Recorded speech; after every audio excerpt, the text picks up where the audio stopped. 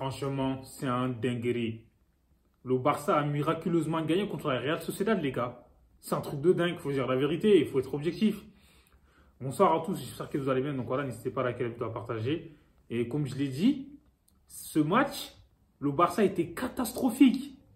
On a été nul aujourd'hui, mais tu as vu, je ne comprends pas. Il n'arrive pas à imposer sa patte en fait. Le Barça est irrégulier dans les performances. Comme je l'ai dit aujourd'hui, en fait, on dirait la Real Sociedad, ils ont joué face à une équipe qui joue le maintien. Voilà que c'est grave. Le Barça était incapable de mettre le pied sur le ballon. Alors que normalement, on sait que l'ADN du Barça, c'est la possession de balle. Sur ce match, il a été privé de ballon par la Real Sociedad. Mais pour moi, c'est inacceptable en fait. Donc voilà quoi, la Real Sociedad, c'est pas non plus Manchester City. Mais c'est quoi ce délire là? Donc voilà, on sait qu'ils font un bon début de saison en Liga. Mais là, le Barça, franchement, ils nous ont déçus. Tu as vu, je sais pas, j'arrive pas à comprendre en fait. Parce que, comme je l'ai dit, il y a des matchs où le Barça est performant encore. C'est pas durant tous les matchs.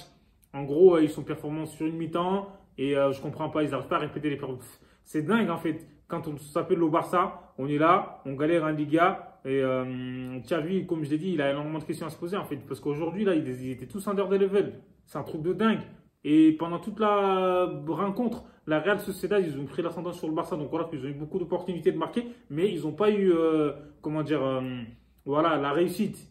Ter Stegen aussi, il faut le remercier parce que c'est pour ça en fait, c'est dans des matchs comme ça que quand tu vois que Ter Stegen il fait des belles arrêts, il laisse le Barça dans le match parce que honnêtement s'il n'est pas là, je trouve que la Real Sociedad ils auraient ouvert le score depuis longtemps. C'est incroyable en fait. Et c'est Ronald Araujo qui a été le plus dangereux. C'est un truc de dingue. Lui il parle pas il parle pas mandarin ou je sais pas quoi. Il est là, c'est un défenseur mais il a essayé de sauver le Barça, donc voilà, d'un match nul, parce que sinon il faut des radios au titre, en fait, il faut dire la vérité. Donc du coup là, il a frappé déjà, le gardien il a arrêté, il a mis des têtes dessous, enfin il s'est arraché, franchement il avait envie, lui il voulait donner les 3 points au Barça. Et à la fin c'est lui qui a eu en gros le dernier mot. Même si au départ ils ont dit qu'il y avait hors-jeu, c'est incroyable en fait, c'était millimétré. La passe aussi de Gundogan, je trouve que Gundogan il revient en force et par rapport au début de saison. Et là, c'est incroyable, Lewandowski, il était nul, il était invisible. Heureusement que Xavi l'a sorti, parce que sinon, ça aurait été incompréhensible. Donc, du coup, j'ai l'impression que le Barça joue à 10 contre 11. Lewandowski, aujourd'hui, il n'a rien foutu, c'est incroyable, en fait. Donc, du coup, voilà. Et je comprends pas aussi pourquoi il a mis Cancelo en tant qu'ailier, frère. Il faut arrêter ces bêtises. Cancelo, on sait très bien qu'il est mieux quand il est latéral, déjà. Donc, voilà, il a plus de repères. Même si on sait qu'il est capable d'éliminer ses vis-à-vis, il y a une facilité technique voilà, déconcertante, ça on le sait. Mais Xavi, il va falloir qu'il arrête. Enfin, c'est un truc de dingue. Cancelo, frère, soit tu le mets piston, soit arrière droit, c'est tout, hein, fin de l'histoire, ou arrière gauche. Balde, ça va, je trouve que ça va. Face à Kubo, il a géré, peut-être qu'il le connaît, mais bon, Kubo, il était bon aujourd'hui, mais face au Real Madrid, il était intenable parce qu'il mettait des petits ponts par-ci par-là à Toni Kroos et tout, mais aujourd'hui ça va. Heureusement qu'il n'a pas eu la même réussite que face au Real parce que sinon il aurait pu ouvrir le score en fait. Donc voilà. Et comme je l'ai dit aujourd'hui, franchement, tous les joueurs du Barça ils étaient under the level. Hein. Martinez, je trouve qu'il a fait un match solide. Koundé aussi. En fait, ils ont joué à la défense. C'est ça qui est pas bon. Tu t'appelles le Barça, frère. Faut attaquer.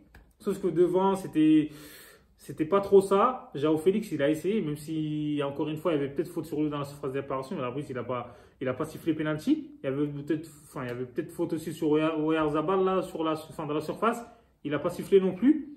Mais bon, laisse tomber. On va pas s'arrêter sur les décisions arbitrales, parce que le Barça, ils ont été nuls aujourd'hui, comme je l'ai dit, c'est incroyable. En fait, ce match-là, ils le gagnent, mais c'est pas mérité. Et c'est un miracle. Mais heureusement qu'il y a les 3 points, bah, Dieu merci. Mais bon, là. C'est dégoûtant de voir le Barça jouer à ce niveau-là. Là. C'est dingue. Et les entrées de Pedri, tout ça, ils ont essayé. Mais Pedri, ça fait 40 ans qu'il n'a pas joué. Donc voilà, il ne peut pas faire un miracle. Et je trouve que Rafinha, ça va, il apporte en plus. En fait, lui, on sait que par ses passes, la provocation aussi, tu as vu, il aurait dû mettre plus tôt. Lamine Yamal, en fait, des matchs comme ça, il faut mettre des vrais ailiers. C'est ça, en fait. C'est dommage. Et, parce que le Barça aurait pu faire un match nul. Heureusement que Araujo en a décidé autrement. Il voulait absolument gagner ce match, lui. C'est ça, en fait, il faut avoir cette envie. Je suis très déçu. Fermin Lopez, aujourd'hui, on ne l'a pas trop vu. Après, voilà, il ne peut pas être bon à tous les matchs, il est encore jeune, donc voilà, quoi. Et Gundogan, comme je disais, ça va. Mais j'espère vraiment que le Barça va se réveiller, parce que là, c'est catastrophique, en fait. c'est grave. Et dites-moi ce que vous en pensez en commentaire. Abonnez-vous. Faut